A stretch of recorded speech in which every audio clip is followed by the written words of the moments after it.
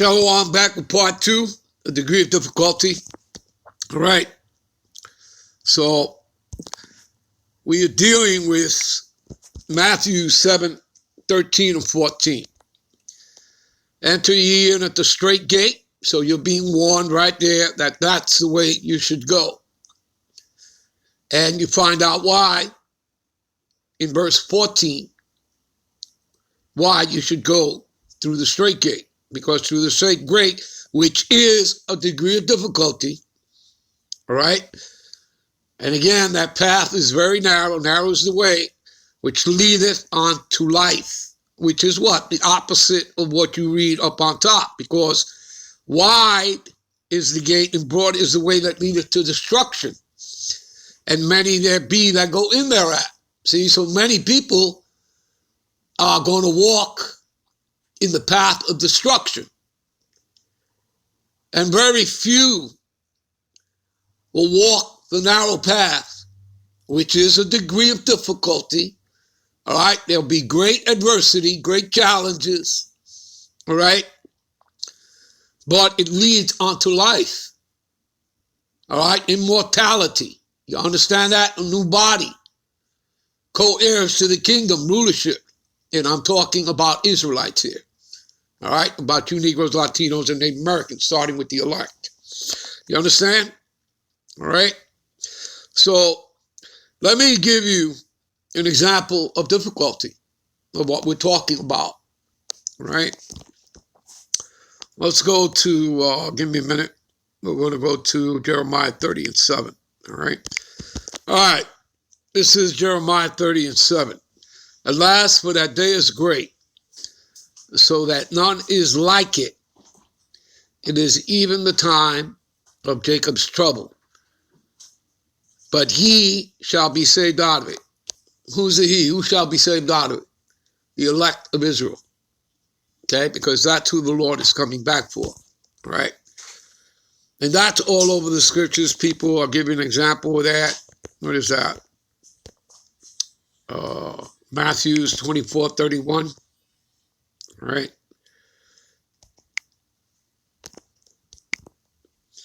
All right. And we'll start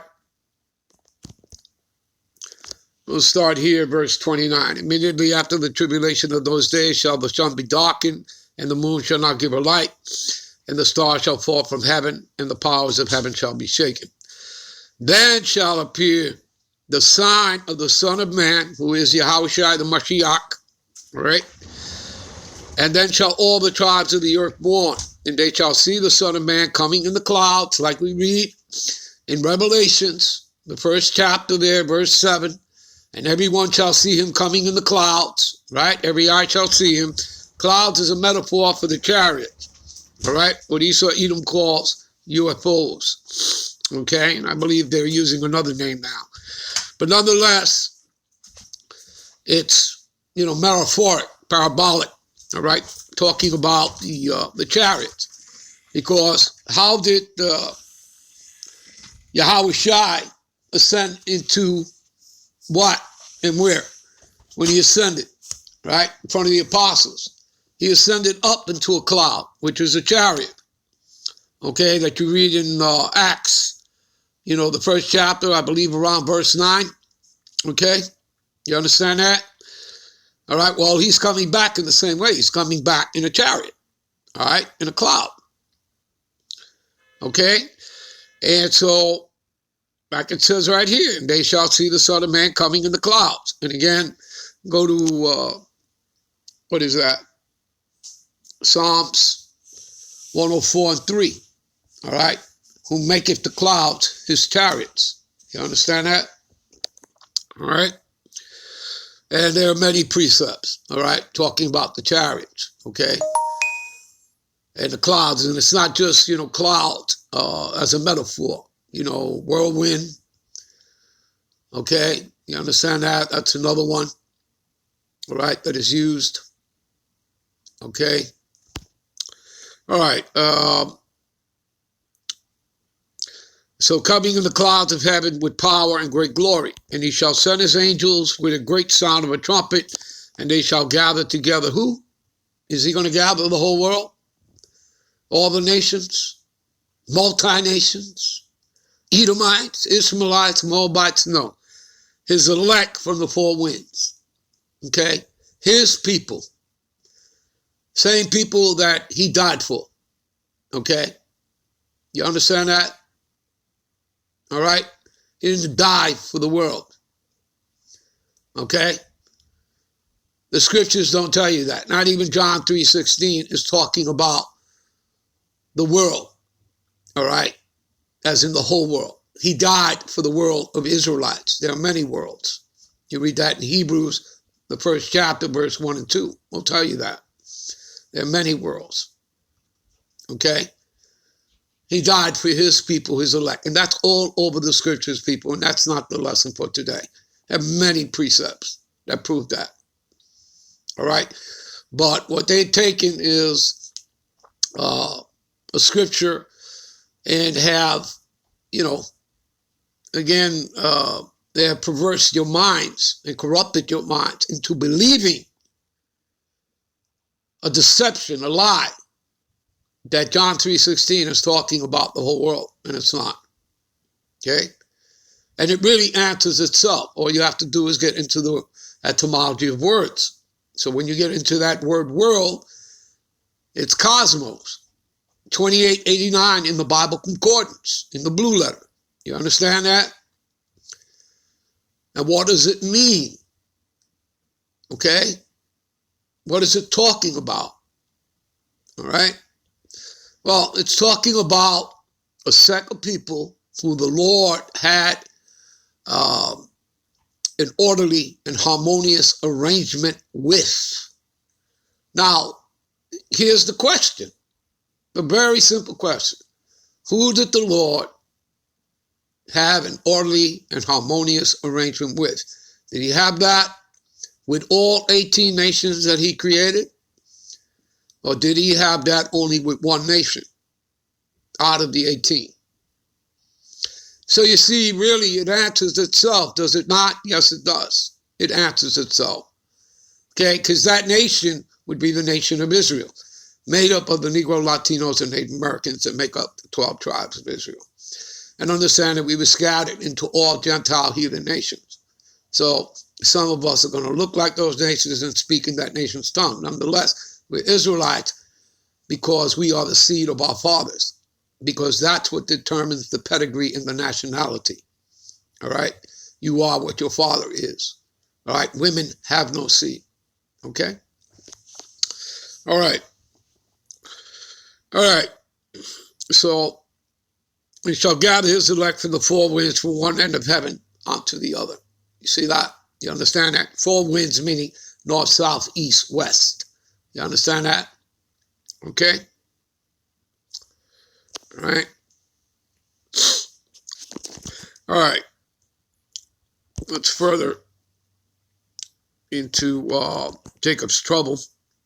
Let's see here. Let's go to Daniel. All right. Giving you an example, right, of a degree of difficulty, right? That narrow path. Daniel 12:1. What does it say here? And at that time, Michael shall stand up, the great prince, which standeth for the children of thy people. Who's thy people? Israelites. All right? Talking about you Negroes, Latinos, and Native Americans that make up 12 tribes. And there shall be a time of trouble. See that? And when you get into that word trouble, it means distress. A degree of difficulty, adversity, right? And we already looked that up. Difficulty, right? You understand, people? Such as never was since there was a nation, even to that same time. And at that time, thy people shall be delivered. What people? Let's find out. Everyone that shall be found written in the book of life. Who's written in the book of life? The whole world? No. Multi-nations? No. The elect of Israelites.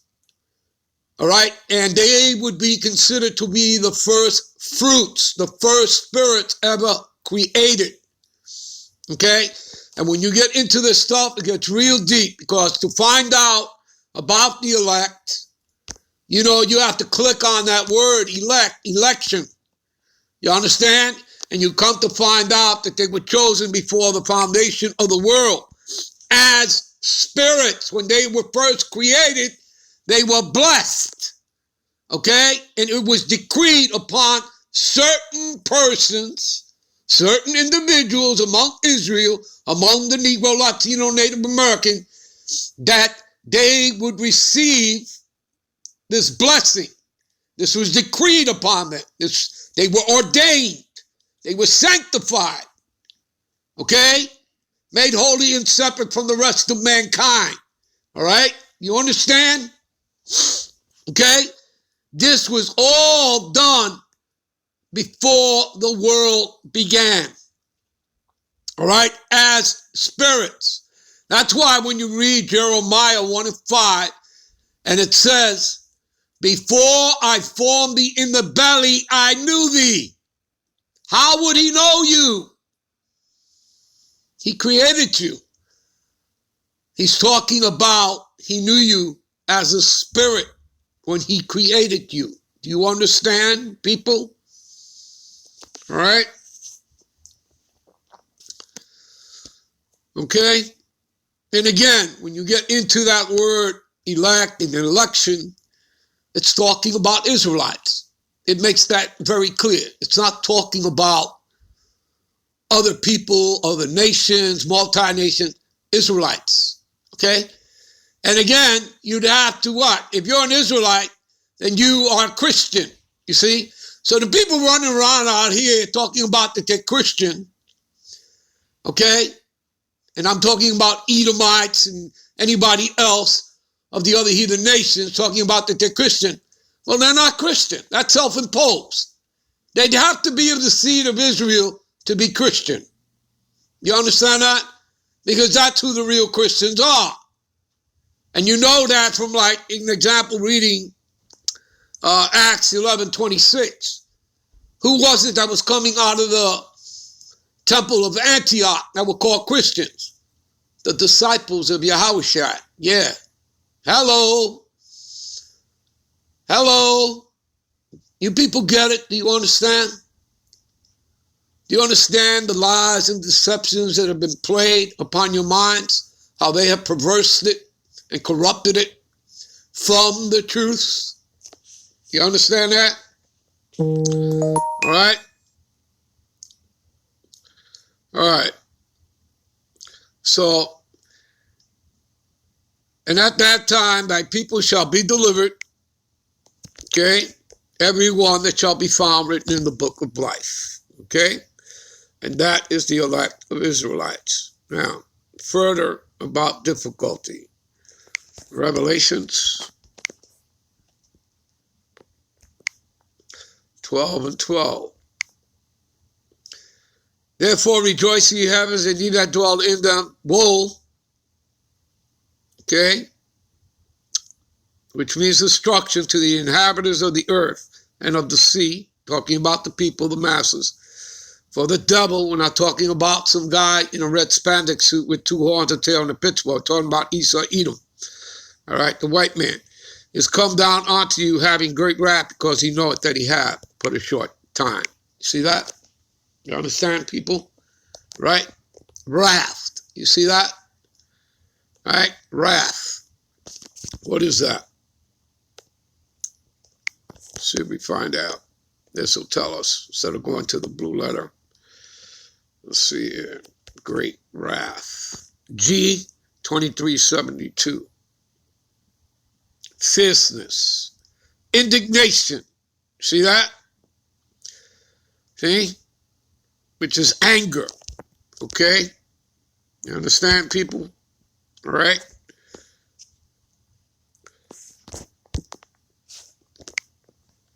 Okay. All right. Having great wrath because he knoweth that he hath but a short time. Yeah, because he's at the end of his little short season. All right, we're going to end this here. We'll be right back. Okay, I believe with part 3. Shalom.